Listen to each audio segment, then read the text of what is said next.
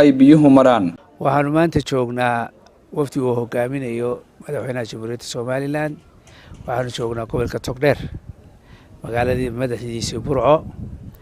waxaan halkan ka soo jeedinayaa oo idin soo gudbinayaa saadaashii roobka wasaaradda horumarinta beeraha taasoo ahayd inaanu usbuuc leh ama week leh aanu idinku soo gudbino roobkii karanta ka da'ay gobolada dalka Jamhuuriyadda Soomaaliland wuu wanaagsanaa horaantii bishan aynu ku jirnay September.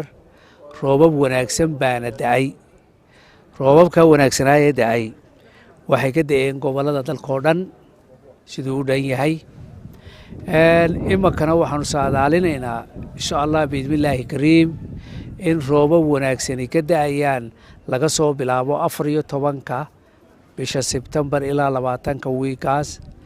roobabkaasi waxay ka di'i doonaan gobolka Maroodi Jeex, gobolka Togdheer, gobolka Awdal, Saaxil iyo gobolka Sanaag iyo gobolka Sool. waxay aad uga di'i doonaan insha Allah biidmillaahi kariim siday saadaashu sheegayso gobolka Sanaag. waxaan markaa wargelinaynaa beeraleyda iyo xoolo dhaqatada degan gobolada dalka ee roobabka usbuucan aynu sugaynaa ka di'i doonaan oo raxmaadka eebe insha Allah biidmillaahi kariim in ay ka fogaadaan meelaha laagooyinka ah, ka fogaadaan dooxyada. roobabkaasi waa roobab aada xoog badan, weliba waxay ku xoog badan yihiin gobolka Sanaag doorkan usbuucan soo socda.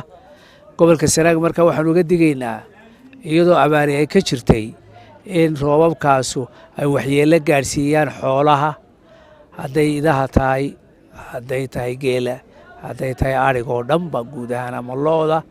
markaa in la ilaaliyo, laga feejignaado, dadweynaha laagooyinka agtooda deganina ay ka fogaadaan khaasaan waqtiyada habeenkii.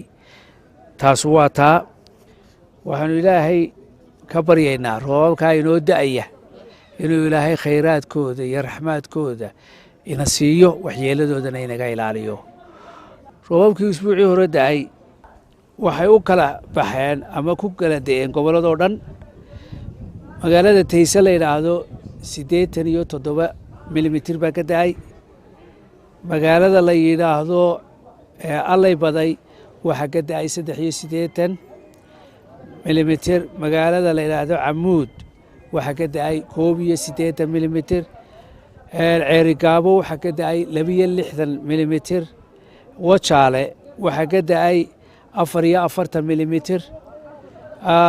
magaala Cad waxaa ka da'ay 36 milimitir. meesha la yidhaahdo iyadana Cadaadley waxaa ka da'ay 38 milimitir. magaala Xaaji Saalax waxaa ka da'ay 36 milimitir. Oodweyne waxaa ka da'ay 33 milimitir. Malowle waxaa ka da'ay iyadana 31 milimitir. Aburiin waxaa ka da'ay 32 milimitir. Baran waxaa ka da'ay 16 milimitir. deegaamada kale ee lagu qabowsaday waxa ay ka mid yihiin Salaxley, Waraabeeye, Botor, Xeego iyo Ceelafweyn. intaana roobab lagu qabowsaday ayaa ka da'ay. waxaanu filaynaa insha Allah biidmillaahi kariim in roobabka wiigan ugu soo socdaa ka xoog weynaan doonaan roobabkii hore. sidaasaan wargelinaynaa. usbuucii aynu soo dhaafnay iyo usbuucanba roobabku waa wanaagsan yihiin, kanaanu ka sii badnaan doonaa sidaynu ilaahay uga barannay ama ilaahay ka sugayno. Mahad Soomane, warbaahinta qaranka Somaliland, Burco.